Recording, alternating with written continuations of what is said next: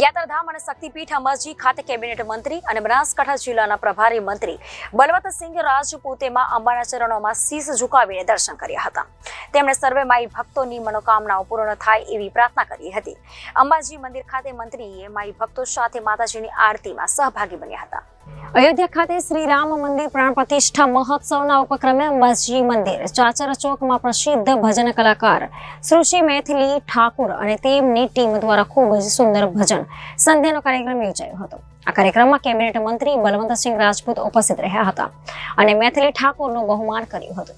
આ ભજન સંધ્યામાં collector Varun Kumar Barnwal, police અધિક્ષક અક્ષયરાજ મકવાણા, વહીવટદાર શ્રી સિદ્ધિ વર્મા તેમજ ભાવિક ભક્તો ઉપસ્થિત રહ્યા હતા. આજે સુધી નીકળેલી આ વન સેતુ ચેતના યાત્રા 14 જેટલા જિલ્લા ફરીને આજે મા જગન્નાથના પાટણગઢમાં આવી છે. ત્યારે યાત્રાનો મુખ્ય હેતુ વનબંધુ કલ્યાણ યોજનાના તમામ લાભો લાભાર્થીઓ સુધી પહોંચાડવાના. PM જન્મની યોજના જે મુખ્ય જે વડાપ્રધાન શ્રી નરેન્દ્રભાઈ મોદી સાહેબે જે આદિમ જૂથો માટે સમાવિષ્ટ 75 જેટલી જ્ઞાતિઓ માટે કાઢી અને 24,000 કરોડનું જે બજેટ મંજૂર કર્યું એના માટેની યોજના લોકો સુધી પહોંચાડવાનું આ ઉદ્દેશ.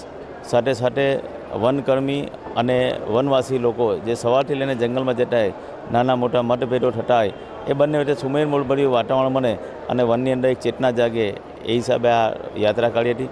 સાથે સાથે યાત્રા જ્યાંથી નીકળી હતી ત્યાંથી ઉનાઈ માતાનું મંદિર છે, સબરીધામ છે, તે એક ભગવાન શ્રી રામના જે આજે પ્રાણ પ્રતિષ્ઠા મહોત્સવ દેશના યશસ્વી પ્રધાનમંત્રી શ્રી નરેન્દ્રભાઈ મોદીના હસ્તે થઈ રહ્યું હતું. ત્યાં ઐતિહાસિક મંદિરોની પણ આ મુલાકાત લેતી યાત્રા અંબાજી પહોંચી છે.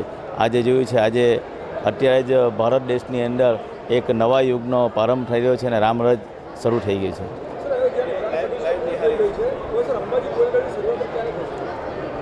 એનો ટોટલ મેપ બની ગયો છે અને જે રીતે નરેન્દ્રભાઈ મોદી સાહેબે બધા જ ધાર્મિક સ્થળોનો પૂર્ણ એને નિર્માણ કર્યું છે, તેમ જેવી રીતના જોયું છે કે 536 વર્ષ પછી પાવાગઢની અંદર જે ધજા લહેરાતી હોય, આપણે જોયું છે કે મહાકાળેશ્વરનું મંદિર હોય કે કાશી વિશ્વનાથ હોય, તો આજે એ પણ અંબાજીની અંદર લગભગ 75 મીટરના રાઉન્ડમાં એ મંદિરની પરીક્ષા થાય એ માટે પણ તમામ મેપ પ્લાન બની ગયો છે. ટૂંક સમયમાં આ કામ ચાલુ થઈ જશે. Reporter Thanaji Rajput, Janadesh news, Banaskantha.